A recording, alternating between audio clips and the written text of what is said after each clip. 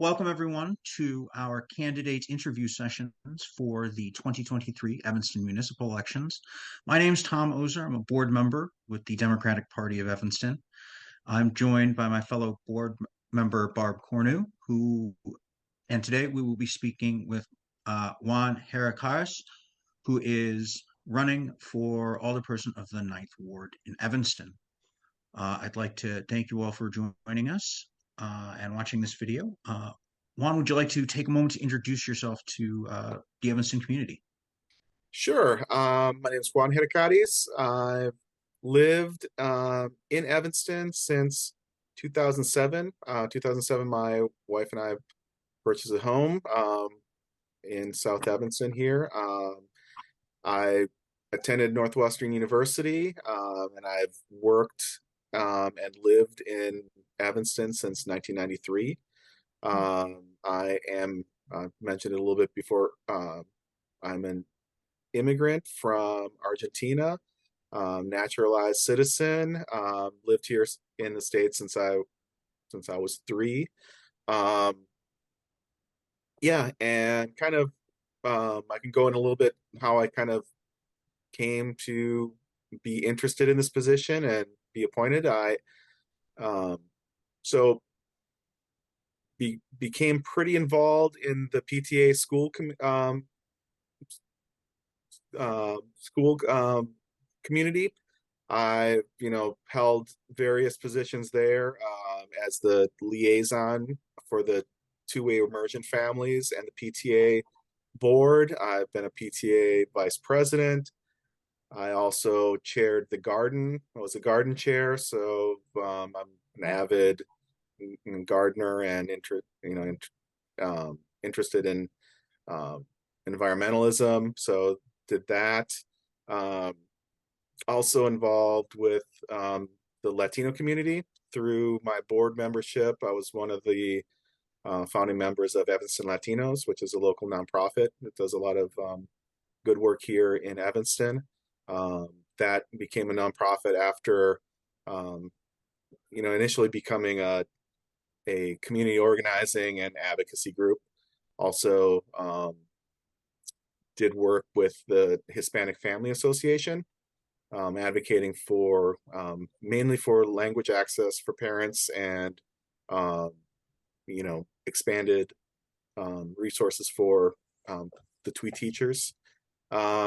Also, my other one of my big hobbies is skateboarding. So I was a founding member of Evanston Skates, which is a advocacy group for skateboarders and also for all other kind of like you know I think they call it action sports, so BMX. And so I worked pretty closely with Ridgeville during the pandemic to um, kind of formalize and work with the local teenagers to make a skate park there. And I've also did skate park advocacy for Evanston skateboarders and worked with the city before I was on council to help plan the skate park that's coming up, and that will be built in Twigs Park this year. And then I also am a board member of Next Steps Evanston, which is a local diversity and inclusion advocacy group that does DEI training for D65 caregivers. And so I've been involved with that as well. So kind of a lot of those things, kind of led me to my community involvement and how I ended up applying and ending up on city council. I appreciate you sharing all that background information with us. So we'll dive right into the questions. Mhm. To begin, how well do you feel that the city of Evanston has upheld its goal of assessing decisions and policies through a lens of equity? So obviously, I think based on my background, equity is really important to me. I think um, what I love about Evanston the most is people are committed to doing the right thing, and I think people are really engaged. I think we could all agree that historically we have not done a great job of addressing equity issues, and I think um, when you look at the decision making process and when you're doing projects, an equity lens can't be a um, a last check. Like, okay, we have this thing ready to go. Are we? How do we do? Like, if you haven't been engaged with community members, I think you're going to fail on that um, equity piece. Um, so one of the things I think that I've only been on council since I think February I was appointed. Um, One of my referrals that is still coming um, through like the process, and it actually last month was discussed in the Equity Empowerment Committee. One of the things I had heard that was being worked on was a equity scorecard for the city, and I reached out to Carla Thomas, who's the board of the Equity Empowerment Commission, and talked to her about you know what we could do and how we could work together with city council. Um, and one of the things I have a referral for is that in our referrals process, when we have legislation, we have we're we will build in the visibility and the scorecard to the Equity Empowerment Commission so that even before we start the main process of fleshing out our referrals, that we have kind of oversight from them. And I think a lot of times you don't have everyone's on a um, different stage in their journey towards um, learning about equity. So I think that's an important piece that we can work with some of our most engaged community members and have that kind of check and balance that we kind of consider these things. But it's something that we can always do better. I think um, many times we assume because people don't show up, they're not interested. Um, and I think you have to be really purposeful about reaching our more marginalized community, because if you just say, hey, what do you think? And like no one comes out, that doesn't necessarily mean you're reaching people. So I think it's something we have to work on, and I think have to do more in general. Staying with the topic of equity, several years ago, Evanston became the first city in the nation to pass reparations. The program has recently been criticized for the slow pace of payouts. How do you feel that the program can be improved upon? Well, I think it's tough because there are legal um, being the first to do anything is really tough. There are some legal restrictions around how we can allocate money. I think this last budget cycle was a big learning. There's a learning process for me. Um, One of the things I was proud that we did is we uh, approved moving our real estate transfer tax, uh, that money directly into the reparations fund. I think, you know, best intentions, we thought we'd be generating more revenue through the marijuana dispensaries than we have. Mhm. And so, it's been a much slower growth of that fund than I think anybody anticipated. But I think, we were, as a council, really committed to reaching the first, I think it's $3 million that we need to reach the ancestors that have applied and we have waiting. And so I think that's an important first step. Um, I think we have to be kind of creative around revenue generation for this. Um, Again, I think it's more difficult than I had anticipated, just based on opening the door towards um, legal action by people. So I think it's something we have to work on, but I think you know we're doing the best we can. But I think it's being first is tough, but I'm always open to new ideas, as this is it's a new project, yeah, no one else is doing it. So something I think everyone should be proud of, though. Excellent. In staying with city government, in November, a letter was published by a group of city employees that highlighted systemic racism and discrimination in city government. Can you tell us what you're doing to address this issue? Yeah. I think, be obviously it's a very disturbing letter. Also, unfortunately, not completely surprising based on, I think, I mean, historical, scandals that have happened. It's, something that we knew there were problems. One of the things I think that is my job on city council, I think, is to advocate and make sure that we're reaching those goals. There's one thing I have to say, like, city manager Stowe's response and the conversations I've had with him um, have been really good around this. Like, he's obviously takes it very seriously, and we've been, we meet on a biweekly basis, but it's something that he gives me updates on, and I really appreciate the fact that he has, rather than, he could very easily have kind of pushed the blame or the topic off and like, hey, I just started here.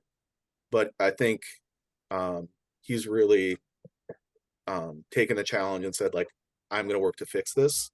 And so, I appreciate his transparency around what the demands are, how they're meeting the demands, and also the fact that he has a regular meeting with the group and he's keeping us abreast of what comes out of those meetings. And I think having that information and also sharing it, I'm there to advocate for the completion of, and staying on that timeline. Digging into the action plan just a little bit more, um, which of the recommended action items would you like to see implemented, and which do you disagree with?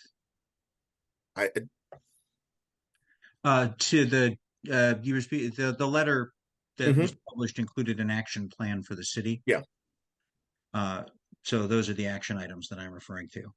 yeah. Well, so I don't think they were unreasonable. I think some of the pieces, I think timing wise, are tough. Um, I think, and some of the things we specifically are working on, it can't happen immediately. I think some of the HR pieces around pay are really hard to implement, especially since we have a labor agreement happening with the local employees. But um, I don't think there were any. If I can bring up the list here, I don't think there was any. There was nothing there that was unreasonable. I think. Um, I, you know, I would have to bring up most of them, but there is. I shared. Uh, we have like I think there's two meetings. No, it was actually last meeting. Luke shared his, you know, completed steps, in progress steps. That's something that I posted um, on my social media pages and will be going out in a newsletter soon. Um, and so that's one thing I also want, because I've also had residents at our ward meetings ask, like, what are we doing? And I think it's important to um, share those pieces. You want to give me 2 seconds? I can bring it up. No, I have no, it in we've got loads Okay. of other questions. Okay. Yeah, Sure. I appreciate you going in depth with us. Yeah, yeah, that was great. We all should go look at your social media, and that's a good reminder to us. Yeah. And the viewers from DPOE. Moving to housing, if I may. Despite the number of new residential units constructed in Evanston over the last few years, especially in high rises, housing costs in Evanston continue to rise. do you feel that the inclusionary housing ordinance is doing enough to combat this? No, I think one of the things that as I've been involved has kind of become more of a action item for myself personally is the affordability piece in general. I think I've kind of some steps I've taken. So I've gotten a seat on the Housing and Community Development Committee because that's where a lot of the housing and housing grants discussion happen. It's something I wish I had a public policy degree because I'm kind of playing catch up and trying to figure out, what are the best things we can do. But one of the things I learned pretty early on when I kind of, tried to take a deep dive into figuring out like what we can do is that there's no silver bullet. Like just one inclusionary housing ordinance does not magically make rent go down or home ownership become easier. There are things we should be doing related to zoning. I know Connections is working on the equitable zoning project where they're doing a lot of community engagement to find out specifically from marginalized communities what their experience with housing is. I think there are major zoning changes that need to happen. Zoning historically has been to keep people in certain parts of town or certain types of buildings in certain places. So that's something that we should examine. Not sure what the right answer is for that yet, but something we have to tackle. I think we have to be forward thinking and figure out how to use our community resources. I'm proud of the fact that we purchased the land on Emerson and Jackson. Those and also city purchased a laundromat next to another city-owned building on Howard, and those are earmarked to become to be developed. Find a partnership to develop some affordable housing there. But I mean, there's tons of things we should do, and we should be working with community partners to figure out. So even though it's not in your ward, there's obviously been a lot of contentious discussions around the use of the Margarita Inn as a residence for unhoused individuals. Yeah. So what do you feel you could be done to assuage sort of the residents while still providing this service to our city's most vulnerable population? Well, I'm in 100% in support of the Margarita Inn. I've been, I've been a little bit lucky in that it's not in my ward, so I don't have as much interaction with the nearby residents. I did have a sit-down meeting with, I guess you would call them the most vocal opponents of the Margarita. So I'm always open to listen. I don't necessarily agree with a lot of what they're saying. I think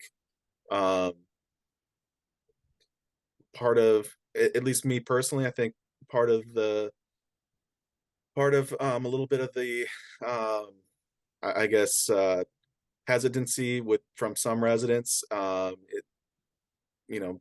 There's I think having proximity to poverty, I think makes a lot of people uncomfortable. I think there's also, I've been in Evanston, in and around Evanston for 30 years. There's always been folks panhandling downtown. I don't think, and there's been ebbs and flows, usually depending on the economy. You see more folks panhandling when times are tough. I think there's a people equate the panhandling with the homeless shelter, and I don't think that's necessarily true. Just because you're homeless or unhoused does not mean that you panhandle. And so I think there's a lot of, pointing the finger at the Margarita Inn. Me personally, I think, these unhoused folks need shelter. That's like that's a basic human right. And also I think, we're fooling ourselves if, we close it, that those people will go away. Unhoused folks are not upwardly mobile. That you can't, if would you want to be homeless in, the Chicago winter? I don't think they're choosing to be there. So I think this is something we should continue to support. And I think that, and also I think it's exciting that the, Hilda's Place had a $2 million grant recently. And I think that's going to do a lot to stabilize housing for people, and because it's really hard to come by. Thank you. Speaking of housing, the Inflation Reduction Act, recently signed into law by President Biden, includes grants for helping low-income citizens get environmental upgrades to housing. This includes some vital infrastructure improvements like lead pipe abatement and environmental upgrades like solar panel installation. Unfortunately, not many people know that these are available to them. What can the city do to help citizens access these benefits and programs? So I think outreach is key. The lead pipe abatement is something that I've shared on, my social media. I don't know how many people saw it, but it's something we need to let people know that it's out there. I think one of the things when you look at climate action, there's a lot of things that the city can do for city properties, but I think it's key to have to facilitate residents making these infrastructure upgrades on their own homes. I'm pretty fortunate. My home has solar panels, and I did a lot of personal research, but also through that know that it's not most people don't have the money laying around to do that. And so I think we have to, one thing I think that's been a little bit frustrating for us has been the staffing levels. Our sustainability manager is really great, but we only have one person doing this job. So I think we're hiring 2 more people, and that's something that I think once we kind of staff up, I think it's something we have to do a lot of community outreach and meet people where they are and let them know that these things are out there. Speaking of staffing up and money and funds, do you feel overall that the expenditures by the city of Evanston over the last 4 years have appropriately reflected the priorities, needs, and interests of Evanston residents? Well, I can only speak for the last year. So, sorry. Yeah, so it's a good question. I know, as one of the new people, this was my first go around. I think being on this side of things, one of the main things I advocated against in the budget was property tax increase. I know it was suggested by staff. It seemed like a small amount, but I know that at least for my constituents, there's a lot of, there's some fixed income folks, and I also, me personally, I feel like a pretty big responsibility to be a good steward of our assets in general. Mm-hmm. It also, for me, it's, these are my friends and neighbors. I can't, I have to always keep that in mind. So being more specific, let me ask you about the $3 million from the ARPA funding that was used to do the participatory budgeting process. Yep. Mm-hmm. How do you feel that that's working? And I know it's early in the game. How do you feel that's working? I think it's really exciting. I mean, one of the key things and so I've had them speak at my ward meetings, and I, try to, bolster this program. One of the things I think is the most exciting is that you do not have to be a registered voter. You as a Evanston community member, you can vote on how we're spending this money, and I think it's going to be pretty exciting to hear what like the young high schoolers and young adults, Yeah. because I in many ways they I based on just like meeting them, like they have great ideas. I think it's going to be I think it's an exciting thing to do this year and maybe keep on doing in years you know upcoming. But yeah, I think it's also been cool that they've been very purposeful to reach marginalized communities and have partner with organizations so that you do hear from the Black community, you do hear from the Caribbean immigrant community, the Latino community, the Asian American community. So I think they've done, from what I've seen, a good job. I unfortunately had to miss the Spanish language session as I was sick that weekend, but all the feedback I've gotten so far is good, and I'm really excited to see what comes of it. Thank you. Yeah. So even before the pandemic, it seemed as though downtown Evanston was full of empty storefronts. What do you believe can be done to promote development in a way that prioritizes small businesses and local ownership in Evanston? Yeah, I admittedly get in this conversation, I have it a little bit easy in that the Ninth Ward does not have a business district. So this is something I don't, as far as like topics that eat up a lot of my time. This is not on, this is on my, I would say I would put this on my list of things to be supportive of and listen to. Um, we recently had a report from our economic development department, and our situation downtown is better than a lot of places, surprisingly.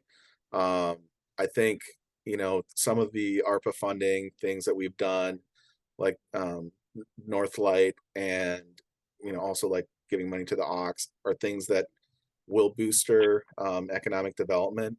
That's something that I think everyone's in kind of a bad place right now in comparative to pre-pandemic. But yeah, I think, and like I said, this is admittedly not my strongest. I don't have my strongest opinions here, but yeah.